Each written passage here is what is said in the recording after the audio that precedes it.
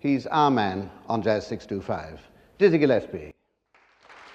He was the crown prince of hip, with his ballooning cheeks and a trumpet that pointed toward the sky.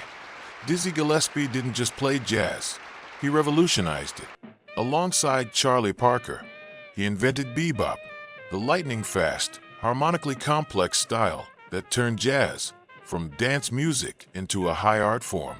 But who was the man behind the Dizzy persona?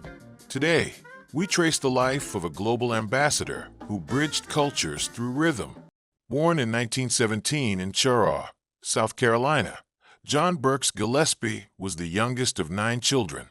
His father was a local band leader, and instruments were always around the house. After his father died, when he was 10, a young Dizzy taught himself the trumpet and trombone.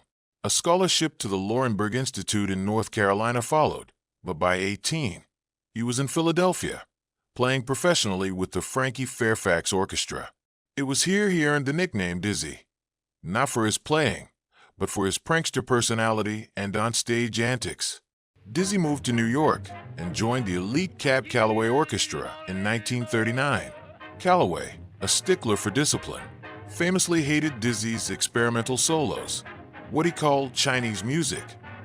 The partnership ended in 1941 after the infamous spitball incident. Calloway blamed Dizzy for a prank he didn't commit. A fight broke out, and Dizzy reportedly stabbed Calloway in the leg with a small knife. This exit pushed Dizzy toward a new group of rebels at Minton's Playhouse in Harlem. At Minton's, Dizzy found his musical soulmate, saxophonist Charlie Parker. Together, they replaced the predictable rhythms of swing with bebop, a style defined by breakneck speeds and wrong notes that Dizzy somehow made sound right. In 1945, they released tracks like Salt Peanuts and Shaw Enough, which shocked the jazz world. Dizzy became the face of the movement, his beret and goatee becoming the bebop uniform. Dizzy didn't stop at bebop. In 1947, he teamed up with Cuban percussionist Chano Pozo to create cubop, the fusion of jazz and Afro-Cuban rhythms. Around this time, his most famous trademark was born. In 1953, someone accidentally sat on his trumpet, bending the bell upward at a 45-degree angle. Dizzy liked the way the sound projected and played custom bent horns for the rest of his life. In the 1950s, the U.S. State Department named him a jazz ambassador, sending him on world tours to bridge Cold War divides. He even jokingly ran for president in 1964, promising to rename the White House the Blues House.